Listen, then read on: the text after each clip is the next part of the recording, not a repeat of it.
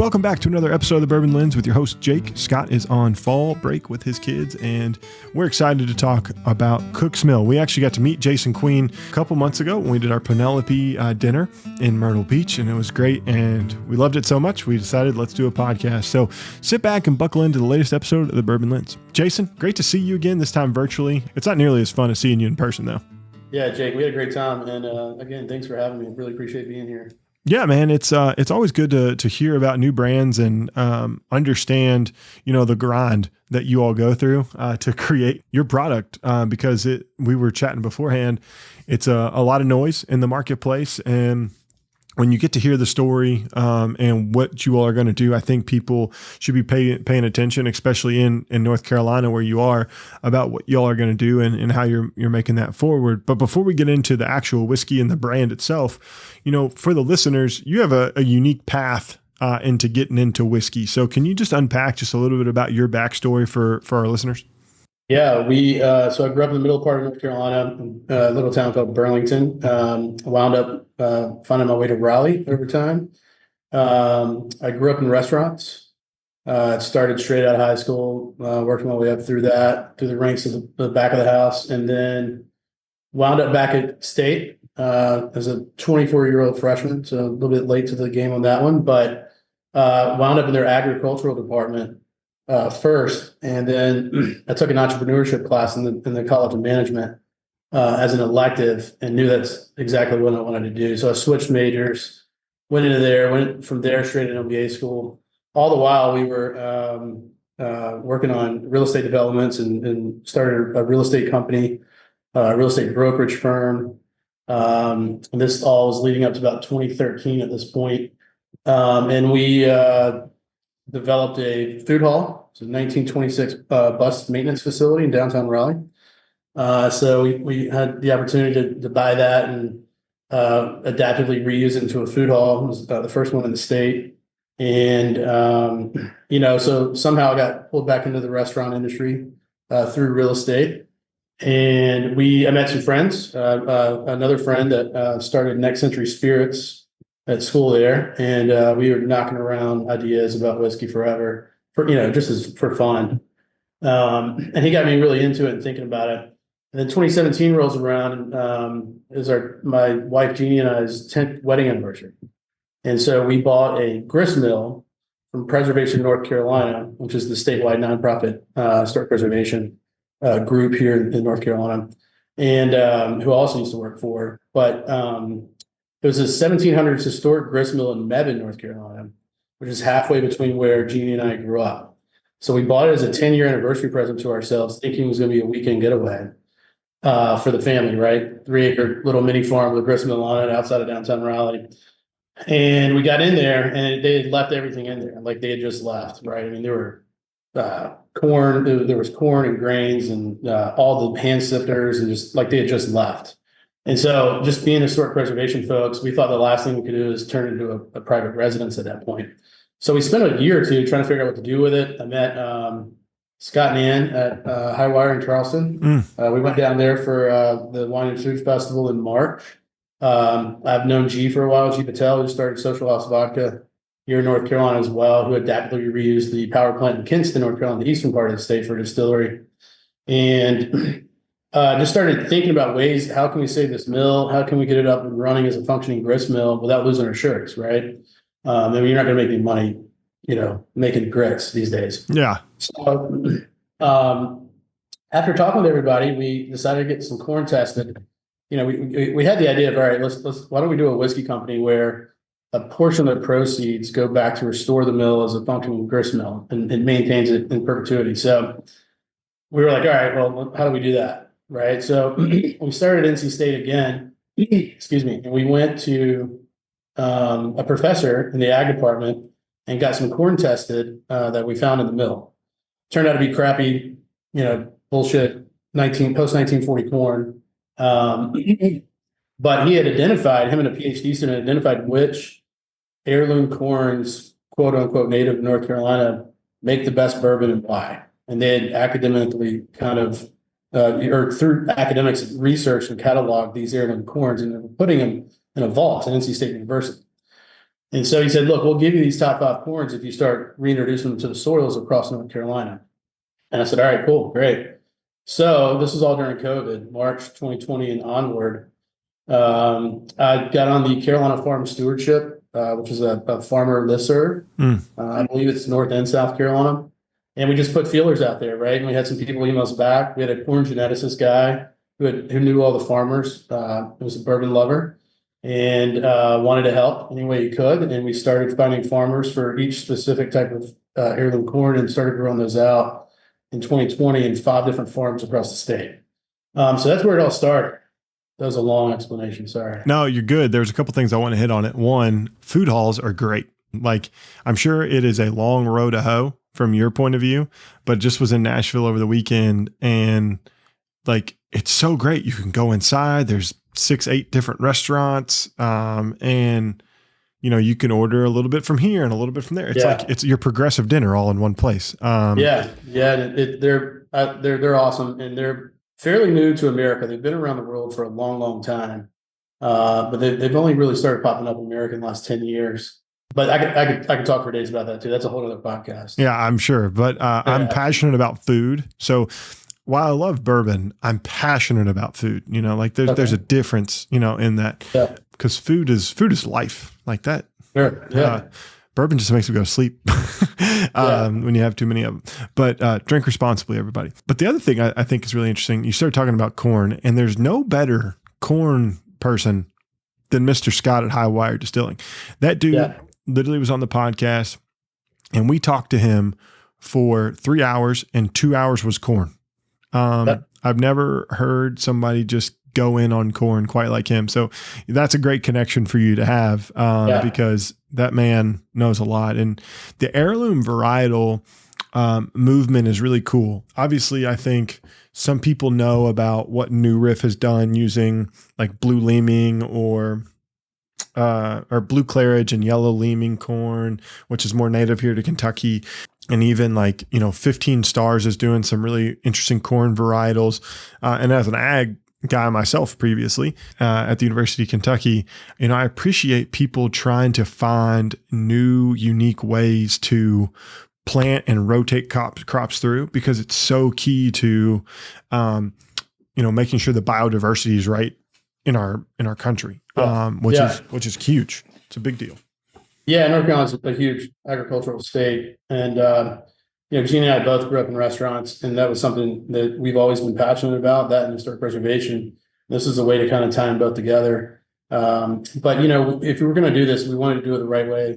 We wanted to do something that was of quality, and something that we were proud of, but we also felt proud to share with other restaurants that we go to, right? And those restaurants aren't your, I'm just going to. Aren't your Applebee's, right? So in order to get into those restaurants, you really do have to have a solid quality product and a real brand story behind what you're doing.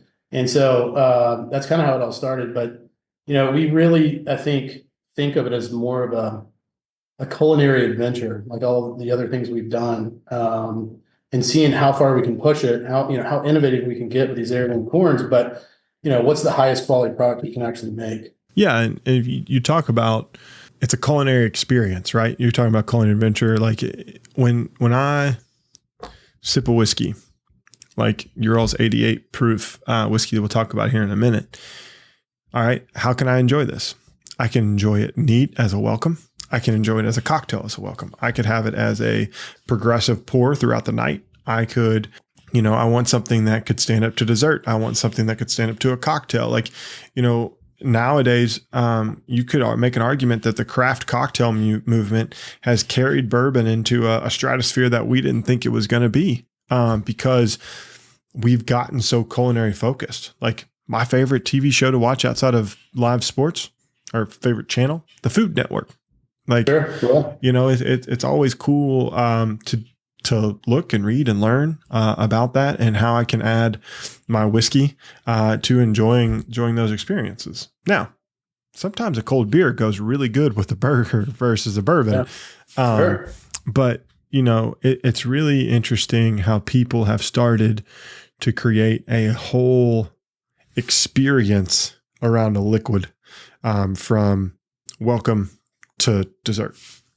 Yeah.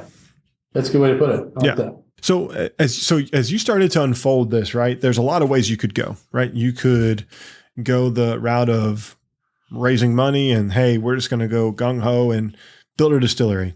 That's a very expensive route. You could go, the non-producing distiller kind of route and get barrels, blend them, go that route. And you could do a mix of in between, right? So as you kind of got started, right, you had a plan forward, you got some corn planted. How did you kind of map out your next step, right? Because I think that's the critical thing. People just don't understand about NPDs or jumping in and creating your own distillery. It's got to be a guided, kind of thoughtful next step. The honest answer is I don't know.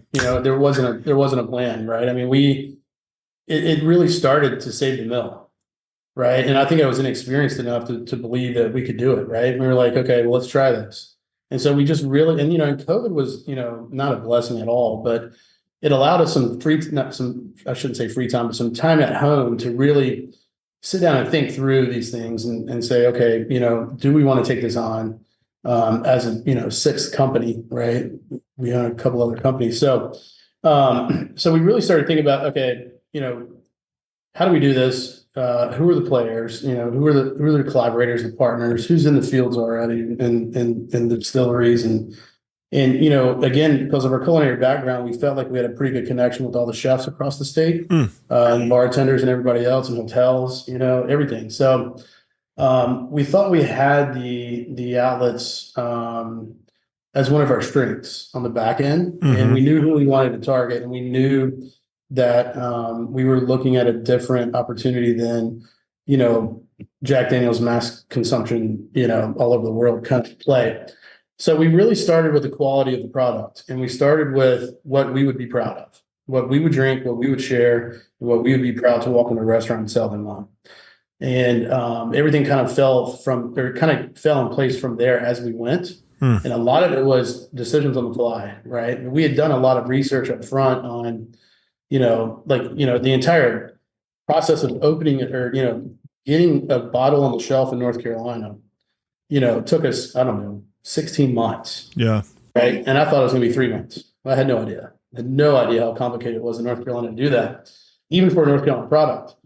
So, a lot of that was trial and error, I think. And that's kind of how we do everything. But it was really a passion project that started, the opportunities and the steps started to fall in place. You would get one step done and you knew what the next step was. Yeah. At that point. Then you would do that. Right.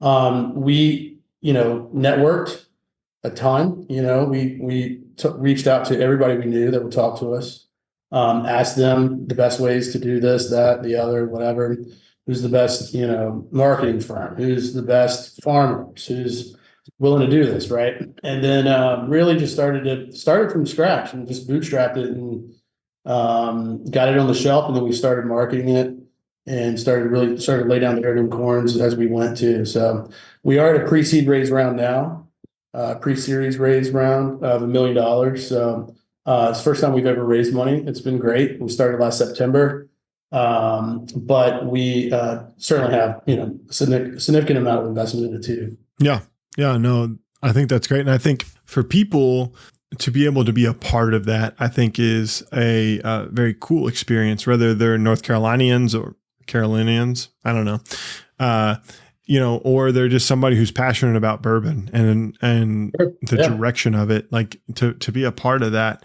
to be a part of America's native spirit, right, is really cool.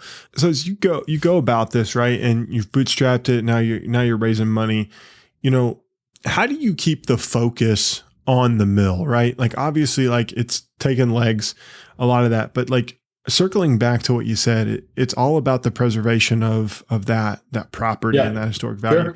How do you, amongst all this busyness, how do you keep the focus back there?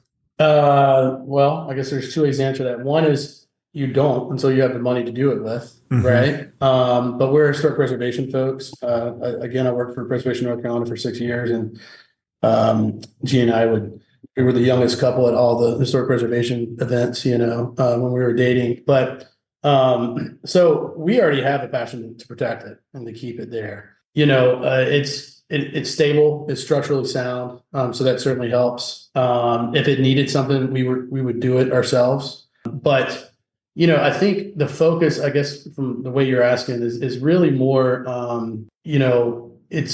It's been there since the 1700s, right? And we're just the current stewards of that property. Mm. Right. And yes, whiskey is kind of the vehicle to help get it going and to maintain it. But eventually we'll be able to run those same heirloom corns through there, right? So we can make cornmeal and flour and grits and everything else with all these heirloom corns that we're reintroducing to the soils, which is kind of a lost art in itself now anyway, right? I think there's only a couple left in North Carolina that are doing it. Even in Alamance County, where Mebane and the mill is, there were 46 grist mills back in the day, and there's only 2 left. One's still standing, which is ours. And they really served as this kind of bartering, gathering place, like a trading post, all through the 1800s, right? When people didn't have money, they would come and trade whiskey for corn or flour or vice versa, or whatever they had. So, it means a lot to the community. It means a lot to us. It means a lot to the state. The regulator movement, the American Revolution's tied to it as well, pre-America and the Whiskey Rebellion. So there's a lot of history there that was kind of unraveled after we bought it and as we started to research it. But the focus, the millstone's on the bottle, right? So we see it every single day, right? So that's our focus, right? And the only way to restore it is through continually producing quality bourbon American whiskey, right? And so that's really the driver for everything we're doing. Yeah, that's cool. So there's a nerdy question I'm going to ask, and I apologize for everyone that I'm going to do this, but I'm interested to know how the mill actually works, right? Because I think we all know about the modern industrial mills, hammer mills, hammer mills are most popular in the bourbon industry, right? Like you're pounding the grain up and spitting it out. So like, how does this work? Is it in a big mortar and pestle type situation? Like yeah. So, a lot of folks go around the country, they have the millstones halfway into the ground on either side of their entrance to their driveway. You know what I mean? They're really, really thick, huge slabs of stone that are carved. A lot of them are like fingerprints in that they're all different. They're carved differently. Yeah. So when you walk in, and it's about 3,500 square feet. It's not big, but there's a raceway from the Mill Creek in the back. It's about 200 yards away. Then they had carved out a raceway or, a trough of water through the earth that then goes over the top of the water wheel. The water wheel turns all the mechanics inside the mill, right? There's no electricity. Cool. And so there's stops and, pulleys and everything, there's conveyor belts that are all powered by, the water power. And then there's mechanisms that the guys would use or the people that work there where they could stop and lower the millstone on top of the other millstone and do finer cornmeal or coarser grits and all that stuff, right? And so it's just amazing how, and I don't know if that's even possible for us to recreate without some kind of, electricity in there with some kind of mechanics going on. But the goal is to restore it as close as we can to back to the way they used to do it. There is one in Raleigh called Yates Mill Pond, and they're only open. It's inside of a city-owned park, and they're only open, I think, 1 week in a month. They do it that way, the exact way the old guys used to do it. It's just so crazy to me how, so the 1700s is when this is built, right? It's like, how smart our forefathers were. Yeah. And with very little resources. Yeah. They probably got that stone from within 100 yards of them. 200 yards. Sure. Yeah. Like all those materials is really cool. I'm also a big history guy. That was my original passion. I was going to be a history teacher. And then I looked up salaries when I got to colleges of history teachers. And I'm like, I'd like to go get into sales. That sounds a lot more lucrative for myself and my future family, which I did. So, the historic presence of this, right? Like when you think about North Carolina whiskey, me and you were talking about this, but I think people don't understand the history. North Carolina is, part of the original 13 colonies. It's it dates back to America's beginnings, right? Sure. Yeah. And so like, how does whiskey kind of play into the state? And, we've talked about these real deep, rich, callbacks to random varietals of corn that were grown in the area over countless hundreds of years. How does whiskey call back to the state? Yeah. So, I mean, it's been here since, the 1600s, right? I mean, there were taverns, all over North Carolina as far back as probably the mid 1600s. And with that came whiskey, right? And cider and beers and everything else. I think the first documented distillery in North Carolina was the 1630s, if I remember correctly. And, I think Tennessee and Kentucky came on in 1790s. So at some point, we were making whiskey 100 plus years before anybody else was. And so it's always been part of our history, just as a North Carolinian. By 1880, North Carolina had the largest concentration of distilleries of any state in America. I think there was 450 documented.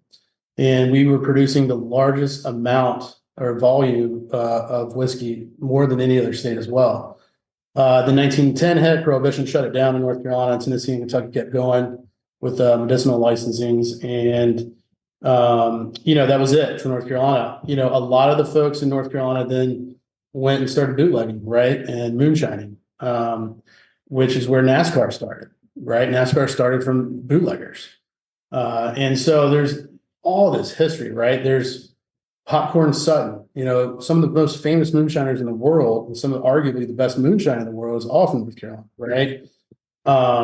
Alvin Sawyer, he's considered the king of moonshine. He was in the Great Dismal Swamp doing rye moonshine or rye whiskey. Yeah. Right. And then you had Popcorn Sutton in the mountains, Willie Clay Call, in Wilkes County, where, kind of NASCAR originated, Amos Owens. Yeah.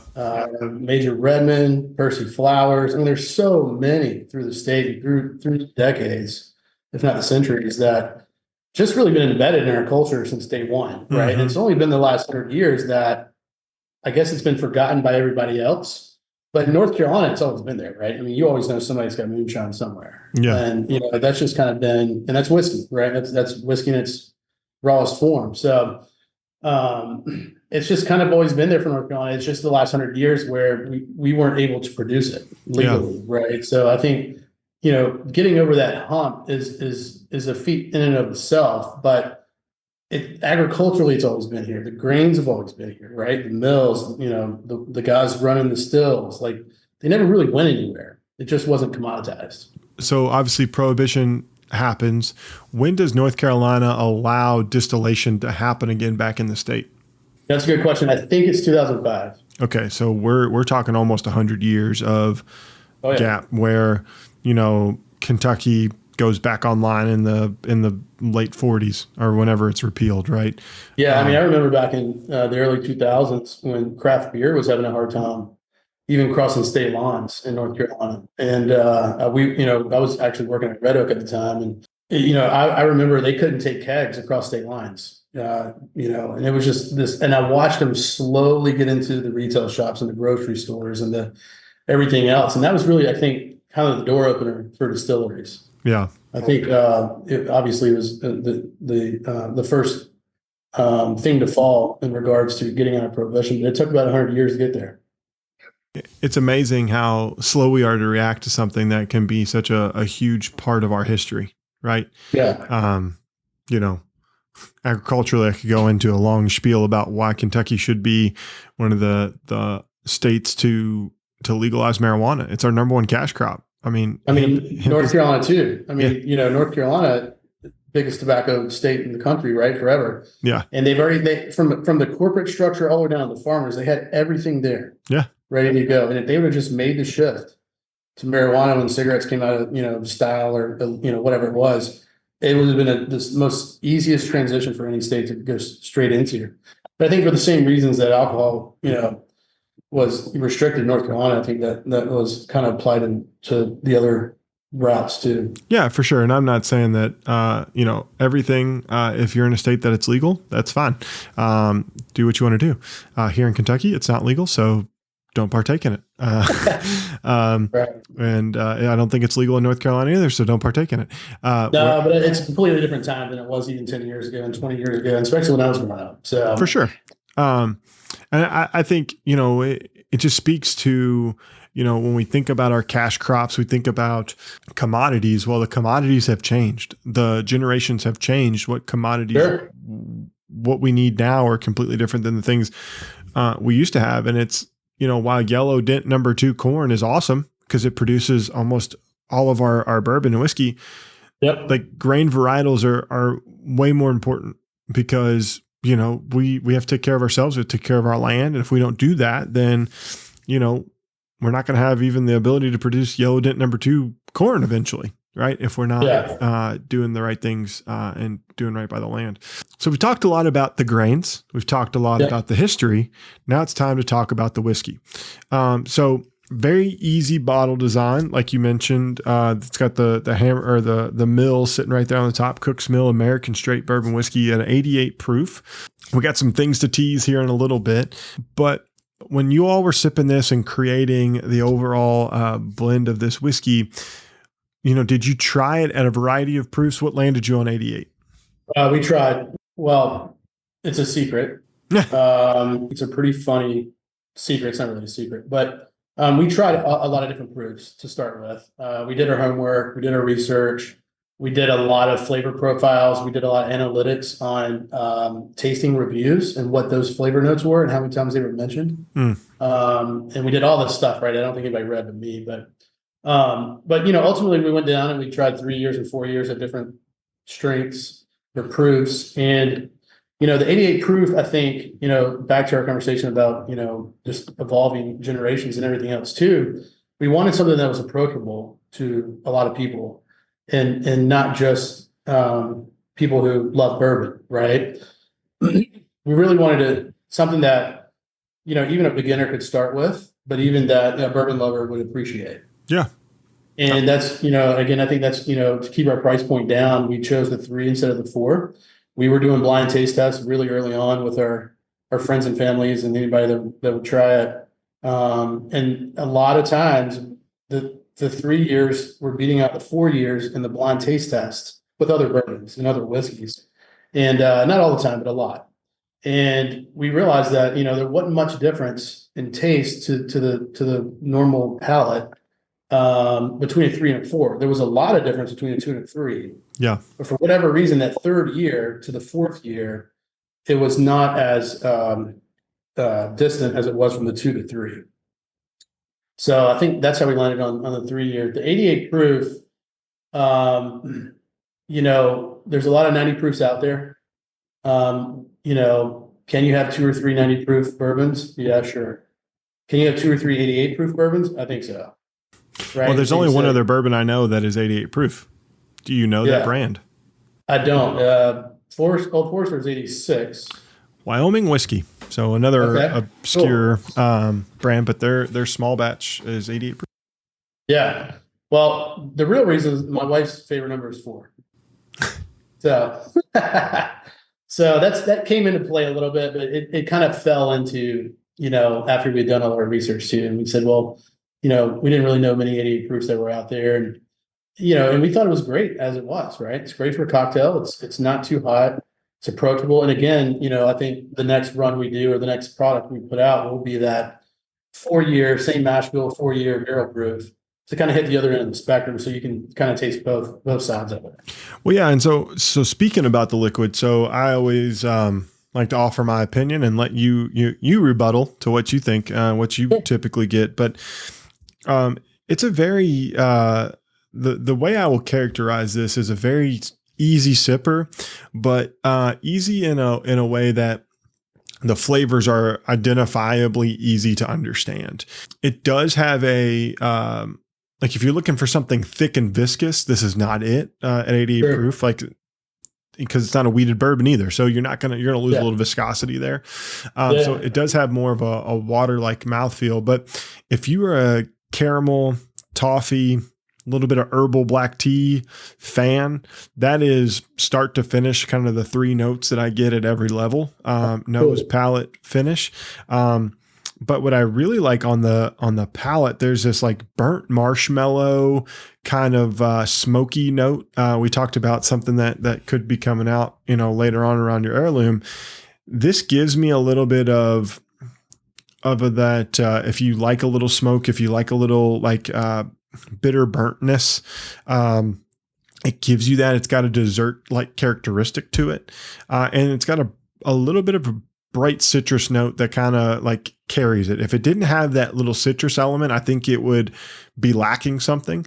But because it's got a little bit of that citrus element, it carries the crescendos to the right level. And so overall, I think the note that's the unique is the burnt marshmallow hint of smoke that I have, but the caramel toffee kind of black tea are the things that I get from start to finish, nose, palate, and finish there. Yeah, no, I like that. I mean, the most flavor notes we get feedback on are caramel, orange, and smokiness, which is amazing to me because I personally don't taste any smoke in it at all. But I'm also, drink smoke wagon and everything else too, so it's completely kind of skewed on my side.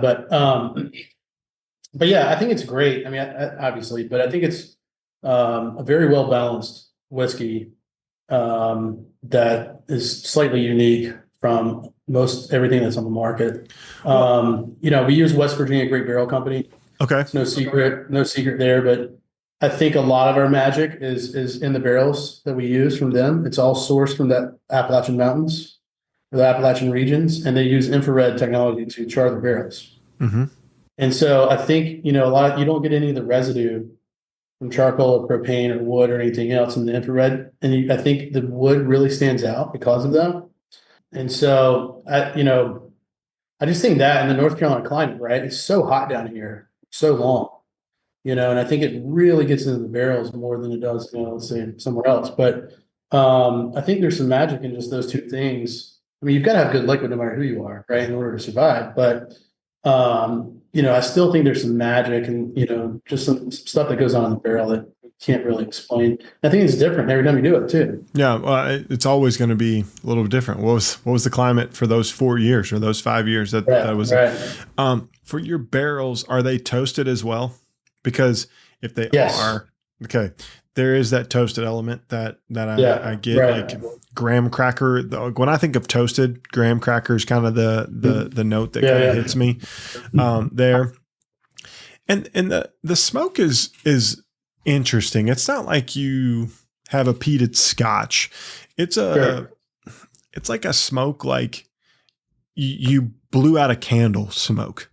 Like that's kind of like the smoke I'm thinking of. And the reason it may be because I blew out a candle a little bit ago. And so that note kind of hit me, but this is my second pour. So I'm still getting it on the first and second pours. And this is where I love whiskey because why I love it is it's going to be different for everyone. Everyone's experience is different. What I like, you might not like, and what you like, I might not like. But what I can tell you is the average consumer, I believe, would enjoy this. I would consider this a bourbon that like you mentioned, the sophisticated drinker could enjoy as well as the new person. And I think bartenders would like this. I think it plays very well in quite a few cocktails. For sure. Obviously the old fashioned, if you do a smoked old fashioned with this, I think it would be very elevated. The other cocktail, I'm not going to say, a Manhattan because like I hate Manhattans. Like I literally, if vermouth was in front of me, I'd punch it. Like if vermouth was a person, that's how punchable it is. But I think it'd be fun in a sidecar to give it a little, like a fun element with elevating the citrus out of it. Like I mentioned, and giving that more candied brulee notes that could happen with the marshmallow. So those are the two I would recommend. So bartenders out there, give Cook's Mill and a sidecar a chance. Yeah, that's awesome. I personally like the old seal box. Okay. We're working on a couple of those, but the one that's pretty popular right now is our All North Carolina Vieux Carré. That one's pretty it's been pretty well received as a cocktail in the restaurants. Yeah. And with the bartenders.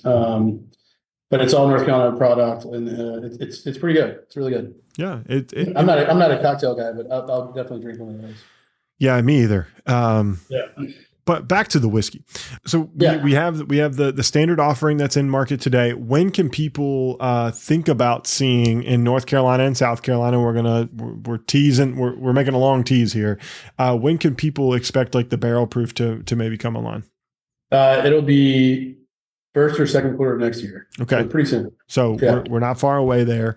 And while we're hyper-focused and hyper-regionalized right now from an on-premise and off-premise perspective in North and South Carolina, this podcast as of today will launch in a little bit, but as of today, where can people find you all in 47 different states? Yeah, so we just launched about 3 weeks ago with Speakeasy. So we are available online to purchase through our website to 47 states. I believe that does not include Michigan, Maine, and Utah. I believe are the three that we do not allow that. But the other 47 states you can get online through our website. So we're pretty excited about that. And Speakeasy is a great partner to partner with. They've been awesome to help with us. And Park Street is our distributor for the online sales. So that's been really cool. Yeah. We partnered up with a great smaller distributor in South Carolina. They've been incredible to work with. Started on the coast and moving west through South Carolina as well over the next 10, 12 months. Yeah, I mean, I think that's great. And we talked about this before, and you mentioned it. Own your backyard, right? So be a player in North and South Carolina before you go toe to toe with Jack Daniel's in Tennessee, or pick up Kentucky bourbon and go toe to toe in Kentucky. I think it's super smart with that, because you're fighting for shelf space in those two, Tennessee whiskey country and bourbon country. But I think it's super exciting. The other thing, I know this is going to launch a little bit later, but we talked about this, and our thoughts and prayers are going out to North Carolina now. And I don't know how long your kind of proceeds are going to go to. But for those who are listening now, I think you all are putting a cool initiative together to help bars and restaurants, because obviously you have an experience there. Can you tell people what you're doing, or what you did, during the time after the floods and the craziness we had from Hurricane Helene? Yeah, so in North Carolina, and South Carolina, we've had really two major hurricanes, if not tropical depressions, whatever, but all intents and purposes, they were hurricanes. One was on the coast a couple of weeks ago that completely flooded Carolina Beach and Bald Head Island and Brunswick County beaches. And I mean, just unprecedented flooding there. And then over the weekend, fast forward a couple of weeks to this past weekend, obviously what happened in East Tennessee, North Carolina, and South Carolina too, and even in Georgia, is just terrible. And we do have a restaurant background, but we wouldn't be where we were if it weren't for the restaurants and the bars. And we're really, really focused in on creating a quality product for these restaurants that we go to. And, that we think are doing the right thing with grains and food and everything they're doing. Slow food movements, farm to table, chef forward restaurants. And, to see these guys with 8 feet of water in their restaurants and their establishments is just, heartbreaking. And I know there's so much more there than that, but we thought, what can we do to really make an impact? And so we're doing 100% of our profits will go to, for the next couple of weeks, from any bottle sold anywhere, will go to help restoring and aiding the hospitality workers and the service industry and their establishments, right? Yeah. We've yet to figure out which one. We've got it down to 2 nonprofits. We'll probably wind up splitting it between those two. But they're directly focused on either, the F&B industry in itself as a whole, or the actual service workers, and helping them. So, absolutely. I mean, it's a no-brainer to do it. And they've supported us over the last couple of years. And I couldn't think of anything else we could do better than that. So. Yeah, no, it's super admirable. And, I mean, it's pretty damn cool, to be honest, to be able to, see you all do that for the community, which is great. If you don't know Lee Initiative, I'll obviously Chef Edward Lee here is locally in Louisville, but they've done a lot of cool stuff. If that's something you want to look into, we got a contact to get you to him if you're interested in that. Yeah, cool. Yeah, I love what he does. Yeah. But there's one thing that's going to be here in a year and a half or so, right? And that is the heirloom grain varietals that will come to fruition. And so I'm going to leave that as a tease, because that means we got to have you back on when that comes out. But again, for the listeners, Jason, can you let them know where they can find out more about Cook's Mill outside of this podcast, and how they can stay connected to you all? Yeah. So cooksmillwhiskey.com, just launched or revamped our website, at Cook's Mill Whiskey for all of our social handles, or for most of them, Facebook, Instagram, Twitter. We're pretty much everywhere on social as well. And you can sign up for a newsletter through our website as well too. Yeah, no, that's great. It's great to stay connected in a variety of different ways. And we look forward to promoting Cook's Mill across our social channels, and make sure you're following at Bourbon Lens, because we're going to have a variety of things. We're going to have the review. I'm going to sit down, write this out. We got some really cool bottle shots of the bottle. I think people will like it because it's a simple design, and it really stands out. And I'm excited for the future, man. I think it's really cool what you're doing. Preserving something that's historic, to bringing an everyday whiskey to the consumer in a region to make them feel that sense of place. We talked about that a few weeks ago with another brand. Sense of place is such a cool thing. And then lastly, bringing back weird grain and seeing how that performs in whiskey is I'm all for it. Like, I'm all about it. So super excited for the future of Cook's Mill, and really appreciate you sitting down and spending, 45 minutes here till 10 o'clock at night, Eastern time, talking about Cook's Mill. Really appreciate it, man. Yeah. Well, thank you so much. Really appreciate it too. Yeah. Well, everybody, thanks for listening to the episode of the Bourbon Lens, and we'll catch you next time. Cheers. Thanks for listening to this episode of the Bourbon Lens. Make sure you're connected with Scott and I via social media on Instagram, X, and Facebook. We'd love to connect. And if you're more the professional type, follow us over on LinkedIn. If you want to know more about Bourbon Lens, make sure you're subscribed to our weekly newsletter, The Weekly Pour. For exclusive content and more, check out Patreon. Follow us there at Bourbon Lens. And last but not least, on your favorite podcast listening app, make sure you're subscribed, because every Monday, Scott and I release a podcast, and we would love to have you here listening to the newest features and the newest whiskey news. And until next time, cheers.